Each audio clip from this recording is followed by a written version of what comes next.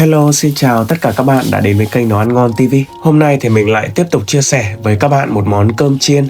Đó chính là cơm chiên cá mặn. Nhưng mà không phải theo cách làm món cá mặn truyền thống, mà mình sẽ làm với nguyên liệu là cá cơm khô, một loại nguyên liệu dễ kiếm và phổ biến hơn.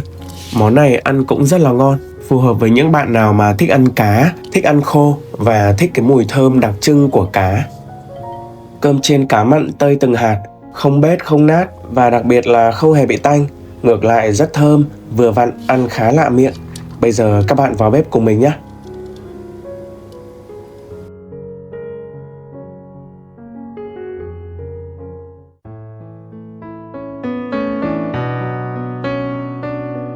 Đợt này nhà mình đang có một chút khô cá cơm mà mình đang chưa biết làm gì. Thì hôm nay mình lấy ra làm cơm chiên cá mặn để chia sẻ với các bạn nha. Mình sử dụng một nắm này rơi vào khoảng 50g. Thì đây là loại cá cơm than. Tùy vào từng loại khô cá cơm thì sẽ có những cái độ mặn khác nhau. Trước khi nấu thì các bạn nên nếm thử. Thì khô cá cơm của mình nếm thử thì mình thấy cũng khá là mặn. Bây giờ việc đầu tiên là mình sẽ ngâm cá cơm trong nước để cho cá mềm ra và cũng giảm bớt cái vị mặn đi. Mình ngâm khoảng 30 phút nha. Đối với phần cơm thì hôm nay mình chuẩn bị là 2 bát cơm nguội. Mình đã cất vào trong tủ mát được khoảng vài tiếng rồi để chiên cơm được tơi rời ngon hơn. Và thêm một số các nguyên liệu phụ mình sử dụng các bạn tham khảo nha.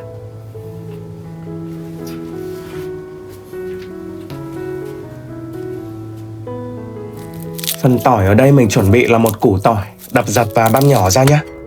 Dùng nhiều một chút cho thơm.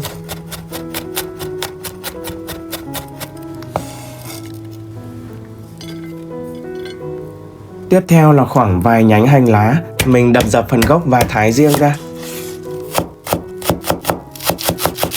Đó, thái nhỏ như vậy.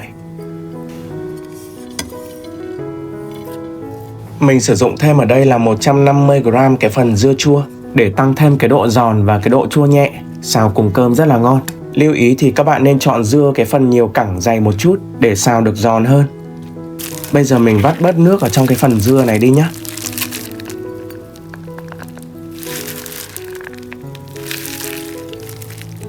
Rồi sau đó thì mình thái nhỏ ra. Các bạn muốn nhỏ để hòa quyện cùng cơm hơn thì có thể băm rối một chút.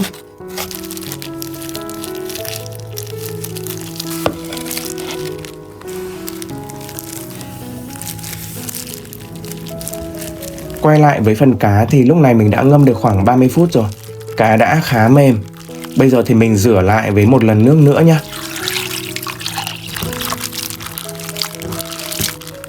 Để ráo một chút, sau đó thì mình đem xay nhỏ ra. Các bạn không có máy xay thì có thể dùng chày cối để giã nát ra nhé. Tương tự như làm ruốc vậy. Còn không thì có thể cho vào máy xay thịt hoặc là máy xay hạt như mình.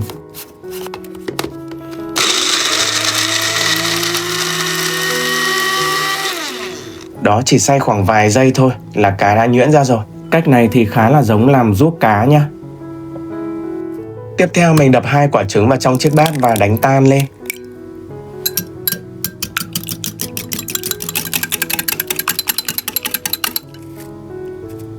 Bây giờ thì mình sẽ bóp cho cái phần cơm nó rời ra trước. Sau đó thì đổ hết trứng vào, bóp đều để cho từng hạt cơm được áo một lớp trứng.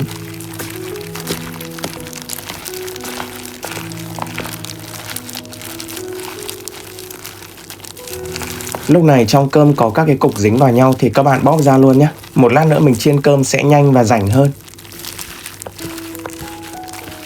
Cuối cùng thêm vào khoảng 1 thìa dầu ăn nữa. Bóp lại cho đều. Áo một lớp trứng như vậy, một lát nữa chiên hạt cơm sẽ tơi rời rất là ngon, không bị bết dính. Đó, như vậy là được rồi nha. Tiếp theo mình dùng một nửa số tỏi băm để chiên làm tỏi phi. Khi mà tỏi bắt đầu hoe hoe vàng thì đổ ra ngoài nhé, không là bị cháy đấy. Phần tỏi này sau cùng thì mình rắc và trộn vào cơm, ăn giòn giòn thơm thơm cũng khá ngon.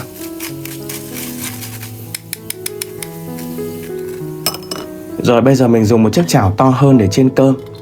Thêm vào khoảng 2 thìa dầu tỏi mình vừa phi. Cho nốt số gốc hành và tỏi băm còn lại vào phi thơm. chỉ phi thơm thôi nhé, không cần vàng đâu. Sau đó thì cho hết phần cá cơm vào, xào với hành tỏi cho dậy mùi. Mình đang để lửa vừa nhé. Các bạn nên xào lâu một chút để cho cá cơm lên một cái màu vàng nhẹ như vậy, thì cá sẽ không bị tanh nha. Tiếp theo cho phần dưa chua vào. Xào khoảng 2 phút cho dưa săn lại nhé. Lúc này nghe cái mùi rất là thơm.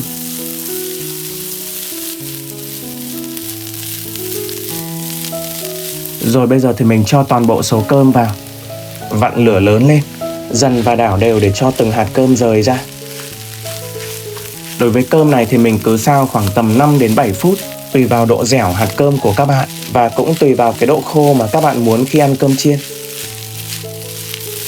Đó, cứ dùng thìa vừa đảo vừa ấn dẹt ra như vậy để cho các hạt cơm nhanh tơi rời và khô ráo hơn. Do là dưa chua và cá đã có một cái vị mặn sẵn, nên là các bạn cứ xào cho tới khi nào mà chuẩn bị tắt bếp thì hãy nếm thử và nêm lại lần cuối nha. Mình nếm rồi và mình nêm thêm vào đây là 1 thìa canh nước mắm, 1 thìa cà phê bột ngọt. Rồi đảo đều cho cơm ngấm gia vị. Các bạn có thể cho thêm hạt tiêu cho thơm nhé, lúc này mình quên mất đấy. Sau đó thì tắt bếp, thêm vào hành lá và tỏi phi. Đảo lại một lần cuối và cho ra đĩa nha. Đó, các bạn có thể thấy cơm chiên của mình rất là ngon. Nhìn là muốn ăn ngay vậy đó, không hề bị tanh nha. Cơm chiên cá mặn là cái phần cá nó phải hòa vào cùng cơm như vậy. Còn nếu mà để nguyên miếng cá thì sẽ rất là mặn và khó ăn nha. Từng hạt cơm tơi rời ra này, mùi thơm đặc trưng của cá, của hành tỏi kết hợp với vị giòn giòn chua nhẹ của dưa muối, ăn nóng rất là ngon.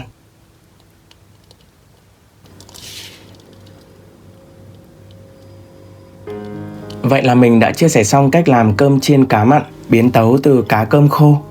Các bạn nào thích ăn khô và thích ăn cá có thể tham khảo cách này để đổi vị cho món cơm chiên mà bình thường mình hay ăn. Cảm ơn tất cả các bạn đã quan tâm theo dõi. Nếu thích thì hãy ủng hộ mình bằng cách like và đăng ký kênh. Tạm biệt và hẹn gặp lại các bạn ở những video tiếp theo.